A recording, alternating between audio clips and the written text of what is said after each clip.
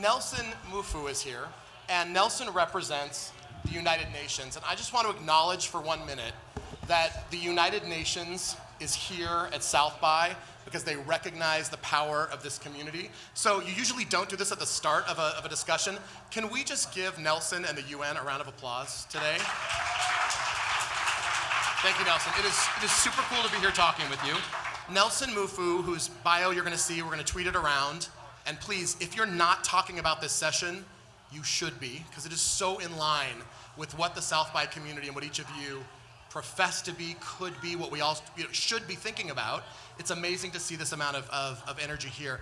Nelson has a distinguished career as a diplomat. He represents the United Nations, and today, in his purview, is looking at this big issue about the world's goals and the Sustainable Development Goals. He, of course, led the UN Millennium Campaign as part of that leadership and those efforts, and we're really grateful to have you here. Thank you, Nelson. Well, thank you, Aaron, and thank you, UNF, for having me here at Social Good.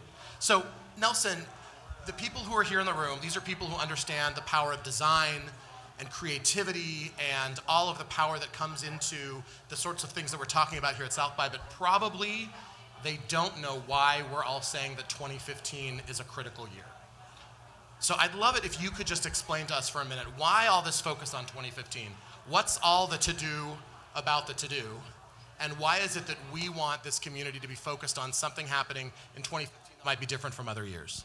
No, I mean, certainly. I mean, I've been working on this for the last 2 to 3 years, and I think everything is culminating in this year, which we are framing as the time for global action. And it's really exciting to be amongst this community here to talk about how you can all be part of this effort to make a difference for people and the planet.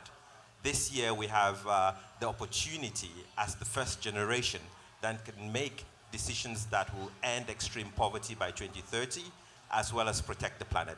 So addressing climate change and other challenges. So UN member states, so the member states who are part of the United Nations family, are negotiating the to-do list for the world, like you highlighted, which will cover goals that will end poverty, address hunger, ensure that children do not die before the age of 5, ensure that women do not die giving birth, ensure that we live in safe communities and towns and consume sustainably and not pollute the planet. So there's a whole breadth of goals, and this year is when these decisions are going to be made by world leaders. And the only way we're going to make sure that world leaders take the decisions that they need to take is by engaging everybody and leveraging all the potentials. I mean, the first 3 words of the UN Charter are "we the peoples." It's not "we the leaders," but "we the peoples." And that's why it's important to be able to come to you and say, we need you to be part of this effort, which needs everybody to be involved in addressing the challenges we're facing right now, and we can talk about some of the challenges. So I want to hear you again, because those are the 3 words. Did you hear the 3 words of the what? The 3 words of which charter? The United Nations Charter that was adopted 70 years ago. I have a feeling not everyone realizes that that's a charter that starts with "we the people." So thank you for raising that for us. So we're people who have to map out business plans and project objectives, and we think that's daunting in our own scope. How in the world does the world decide what we've got to get done in 15 years? I mean, how do you do that? How do you even approach that sort of a problem? And is it, you're saying it's "we the peoples." How is it something that we the peoples are a part of? Because that is a task that I don't think anyone would say we can't do, or we shouldn't be doing. We have to be doing it. But how do you even start that? Now, a lot of people probably don't realize that we have 8 objectives that the world is already trying to implement with regards to ending poverty. These were adopted in the year 2000. They all come to an end, or the time frame within which we should make significant progress is till the end of 2015.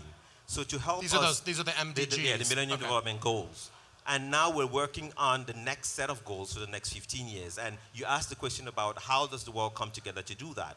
Well, this time around, the United Nations has been embarking on what we're calling a global conversation by engaging with stakeholders, citizens, and people from around the world. Over the last 2 years, we've had online surveys. So the myworld2015.org, if you go on there right now, you can vote what your priorities are for the world you want to see going forward. We've had thematic conversations. My role at the UN really is to help with engaging different communities and stakeholders to make sure that people are involved in the decisions that will change the world and also improve their lives. So we've had these conversations with different stakeholders. Now your representatives from governments are negotiating, and by the end of this September, world leaders will come to adopt what is being proposed as this to-do list for people and the planet. So there's been an immense effort to consult, to engage stakeholders, and now really we're talking about, it's not only about consulting and engaging, but how do we amplify what people have said they wanted and also inspire them to act on it. Hence this conversation with you all today. So let's do a quick straw poll. How many of you here, before Nelson laid out the fact that that the world is remaking and resetting the new goals, how many of you had heard about the new Sustainable Development Goals conversation? Raise them, come on, loud and proud. Okay, so these are people who are in the know, and for me that's not enough. It's exciting that you knew that, but you're talking about amplifying it so that everyone knows about it. Earlier today, let me tell you a story. I was walking down the street, and it was after a meeting that we had down the street, and I overheard someone say, there's so much talent here. What if we all put our efforts together to do something for good? Clearly, they hadn't heard about the Social Good Hub, and clearly they didn't know. I made sure they heard about it later. So what do you need from this community? What does the UN, because the UN has come to South by Southwest. That, for me, is not a UN that's got its doors closed. That's a UN that's saying, let's do this together. What do you need from this group? What do you want them to tell people that's needed, and what can they do? I mean, what we need from this group is to use your talent, your skills, your networks and resources and expertise to tell people what is at stake in 2015, the decisions that are being made, but most importantly, to find ways of amplifying that message. We need help with regards to even unpacking what I've been describing as the challenges we're facing. We need help with creating platforms and channels through which we can reach people and inspire them to act. I mean, gone is the time when we just need people to be aware of what is happening. We need everybody to be part of this effort. And we have this objective, big dream. When the goals are adopted in September, we need 7 billion people in the world in 7 days to be exposed to this. How are we going to do this? 7 what? 7 billion people. Okay, I was not sure if it was an M or a B. Okay, 7 billion, that's a couple of people. Okay, so what can this community do right now? I'm happy to see your faces, but I'm kind of wondering why all of you are not tweeting this out. I'm going to be honest. It's one of those moments where I don't want to see anyone's eyes. I'm surprised that people aren't telling the world about this. So what is it that they can point to? Because that's always tricky, right? Know about it. Well, that just is awareness, but so beyond awareness, what can they go to? I mean, all of you are here because you're passionate about social causes. Well, that's my assumption, right? Basically, we're talking about 17 interventions that if I do a poll here, I can identify things you're all interested in, be it clean water, healthy lives, quality education, and there are different things you're all working on and you're passionate about. So it's about using that passion and tapping into that passion and your creativity to also then use the technology solutions you may be able to come up with to help us with how we communicate this, and just use your expertise and what you're already working on.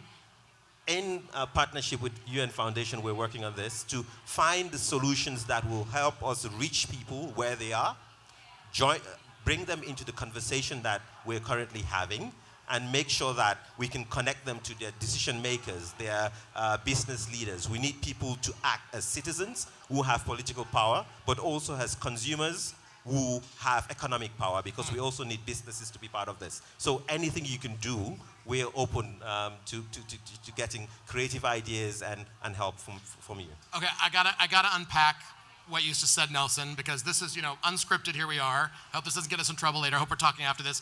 But he just called on us as consumers with economic power to move businesses. So we've had businesses up here, we've had big brands.